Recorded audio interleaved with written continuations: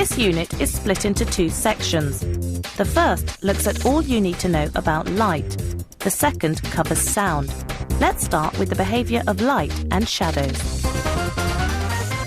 Light is a form of energy that travels at incredibly high speed, and we detect it, obviously, by using our eyes.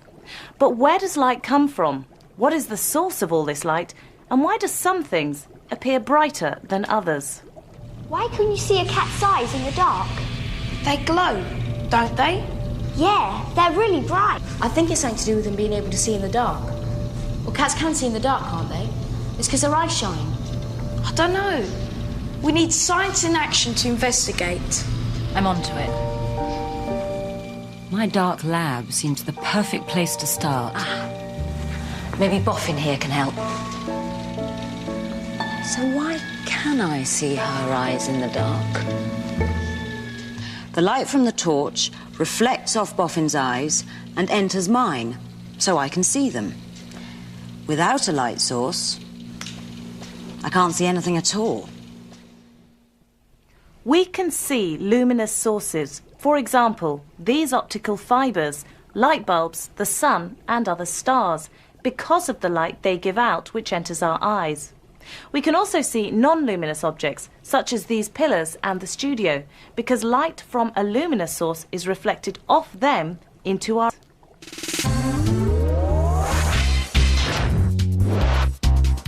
So for light, you need to know that luminous means that something gives out its own light.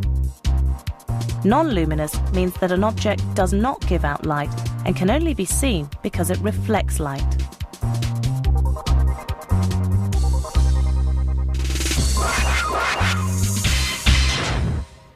Explain, using a diagram, how you can read a book using the light from a bedside lamp.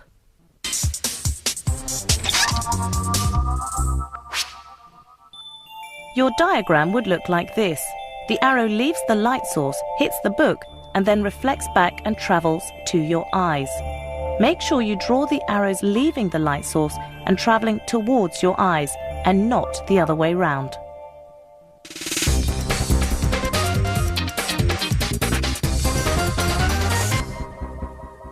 Most surfaces reflect light, but unlike most everyday things, mirrors have a smooth surface and therefore reflect light in a regular and predictable way.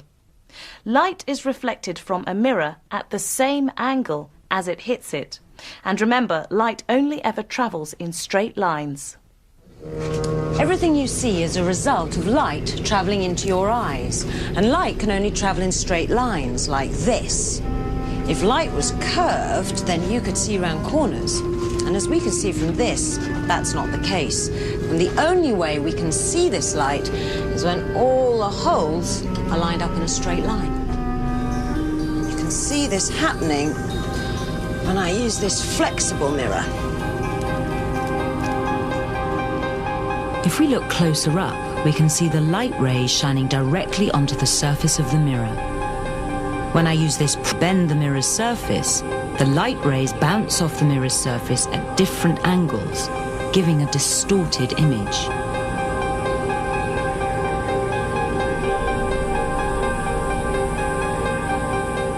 But when the surface is flat, the reflected rays of light are parallel. They all reflect back in the same direction. And when those rays go into my eye, I can see an undistorted image of myself. A mirror is a flat, shiny surface, and most of the light that hits it reflects or bounces back. How mirrors reflect light is a key concept in this unit, and for your test you really need to understand it well. The ray of light striking the mirror is called the incident ray, and the ray leaving the mirror is called the reflected ray. The angle of incidence is measured with a protractor from the dotted line called the normal, and this angle of incidence, I, will always be the same angle of reflection, R.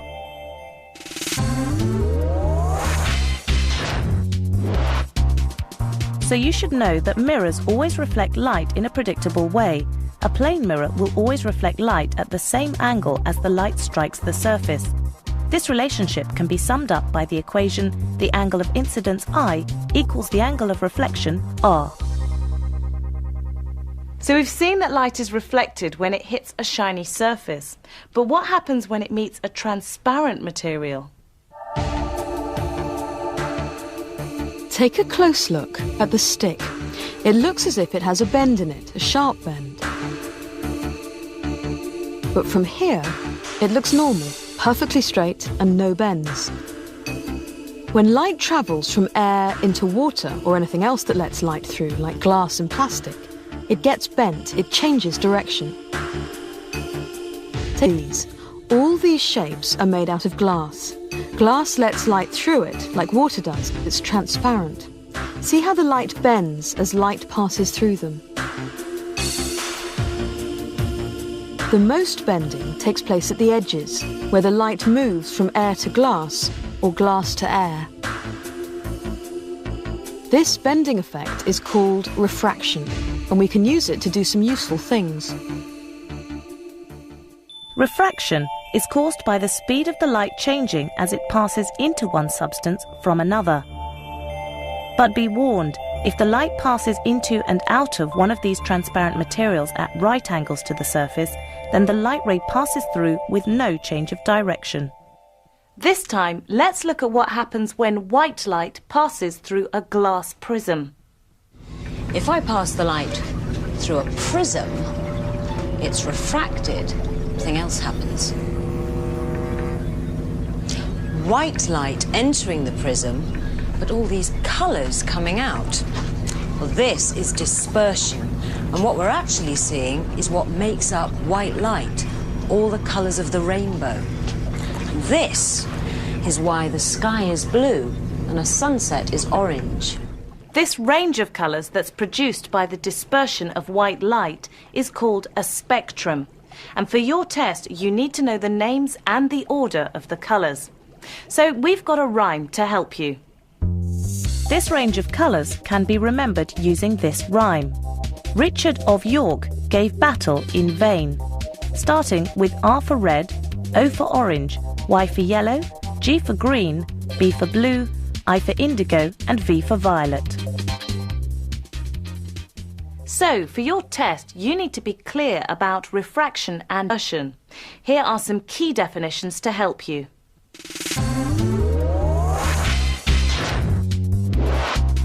You need to know that refraction occurs when light crosses the boundary between one transparent medium and another. For example, air to glass or air to water. Dispersion is the process when white light passes through a prism and splits up into a range of colours, called the spectrum.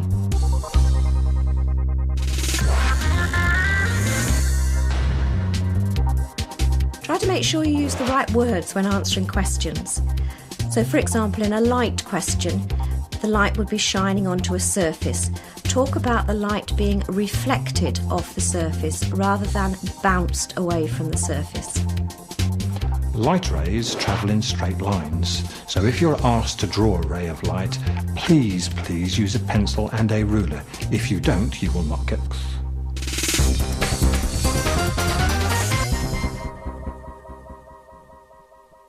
First of all, coloured filters.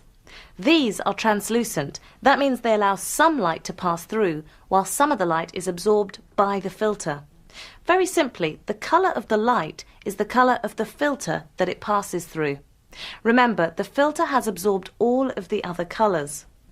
Here in the studio, we have used a magenta filter and a blue filter to create this backdrop. No coloured filter, and we are left with white light.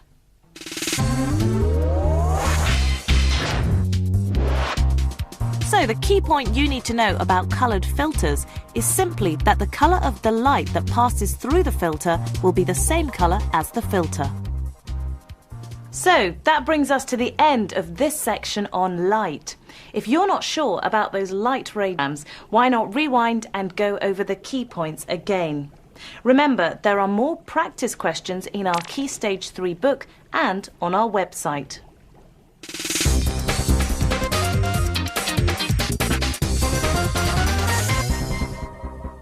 Like light, sound is also a form of energy, but it travels much more slowly than light.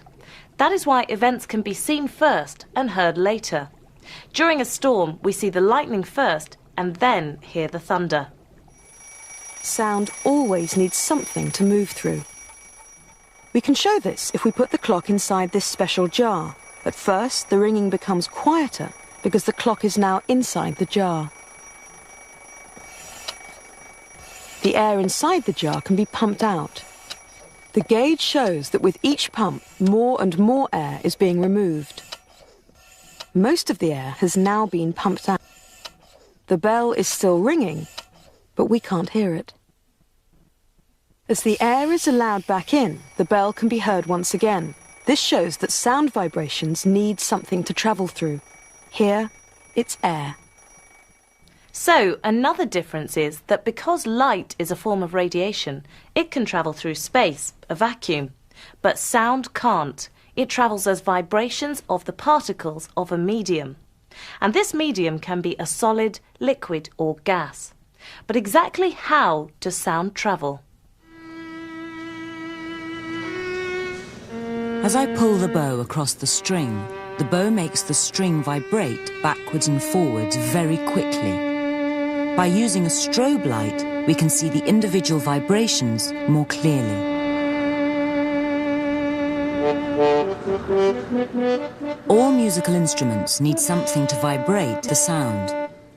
This loud sound is caused by my lips vibrating.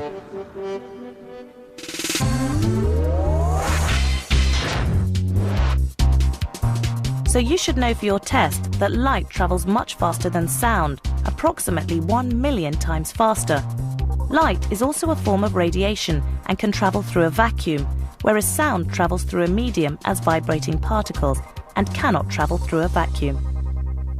When we talk about sound, we're actually talking about waves. Vibrating objects, such as my vocal cords, set the air around them vibrating. The particles of air vibrate, creating the waves that transmit the sound. Imagine you could see what's happening to the air as I hit the skin of the drum. The air is made up of many tiny particles that surround the drum skin. When I hit the drum, the air particles next to the drum skin vibrate and collide with each other. In slow motion, you can see the vibration pass along the line of air particles. It's called a compression wave because the particles are compressed together.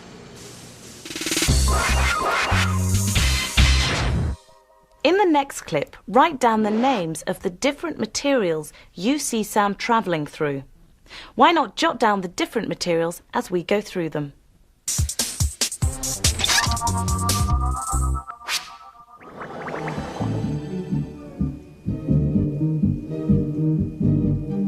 Where is that noise coming from? How can I concentrate with all that?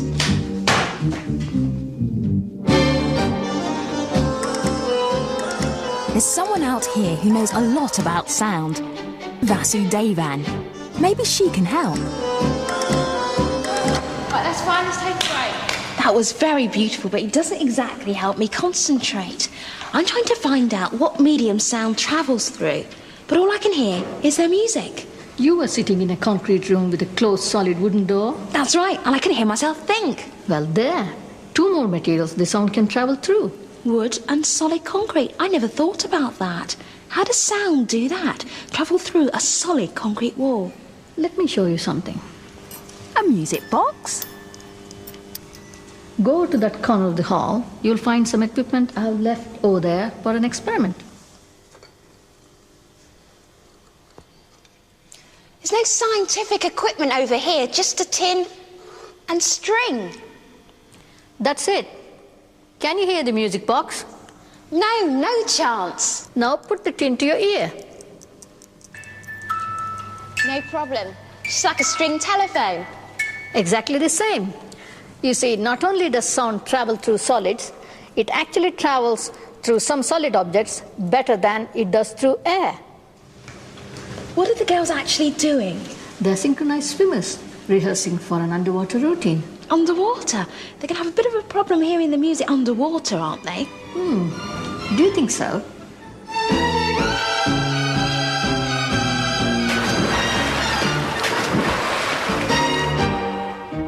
So sound should have no problem travelling through water. Let's see.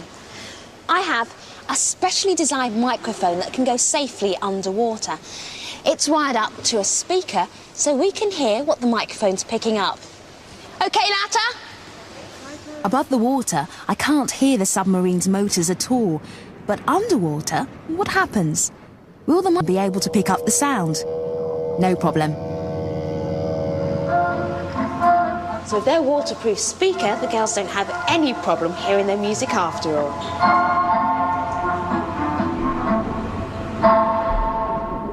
The question again. Write down the names of the different materials you can see sound travelling through.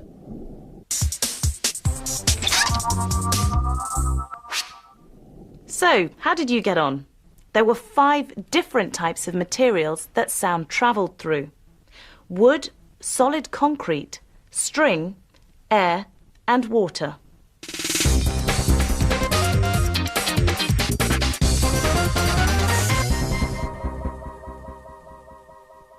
Sounds vary in 2 important ways. They can vary in loudness. That's the amplitude. And they can vary in pitch, either higher or lower. That is their frequency. Let's look at amplitude first. Wow. Was that the sound that was causing the paper to move like that? Yes, it was, but I had to make a very loud sound to make it happen. But what actually makes sounds loud? Well, you know that sound is caused by things that vibrate, and the bigger the vibration, the louder the sound. When I hit this drum gently, the vibration is very small. The polystyrene balls only just move, and the sound is quiet. The loudness of a sound depends on the size of the vibrations that made it. The size of a vibration is called its amplitude. The bigger the amplitude, the louder the sound. So, how loud or soft a sound is dependent on its amplitude. Now that other property of sound, its frequency. When you tap this glass, it makes a sound as it vibrates. This piece of equipment counts how many times a second the glass is vibrating. The rate at which something vibrates is called its frequency. Frequency is measured in hertz. This glass is vibrating 400 times a second, so the sound has a frequency of 400 hertz. So frequency is the number of vibrations a sound produces in 1 second, and the frequency will affect how high or low the sound is. That is its pitch. Let's have another listen. I've got my own frequency generator here. Now, when I shorten the length of the overhanging ruler, the frequency of vibrations increases, and you can hear them change. It goes up in pitch. Listen. The only way we can see sound waves is to use an oscilloscope. A microphone can be connected to an oscilloscope so that when a sound is made, a trace is seen on a screen. The amplitude is the distance from the central position to the top or bottom of the wave. The wavelength is the length of each complete wave, and the frequency is the number of vibrations each second. So this trace has more waves in a second, therefore a higher frequency, a higher pitch. On the other hand, if the amplitude of the wave increases, the pattern of waves gets bigger, demonstrating a louder sound.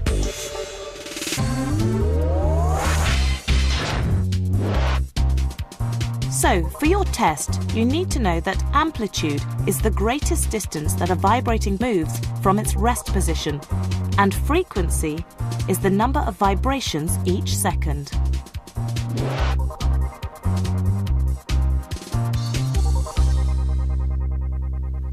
We hear sounds because the vibrations in the air cause our eardrums to vibrate.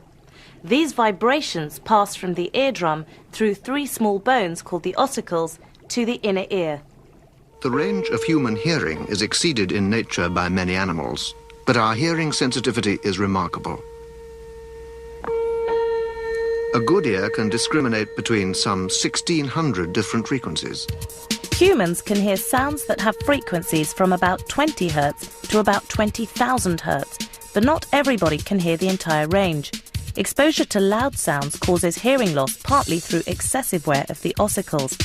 A very loud sound can cause permanent damage to the eardrum or the ossicles.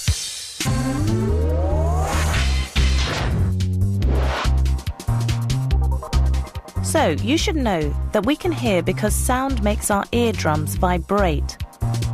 And this sound is within the frequency range of 20 to 20,000 Hz. But as we get older, the eardrum becomes floppy, so the range of sounds we hear decreases, and very loud sounds can damage the eardrum, sometimes permanently. Well done! You have finished both light and sound. Now, if you're not sure of anything, you can always rewind and go back over the areas again. And if you like, you could refer to the book or try out our unique website.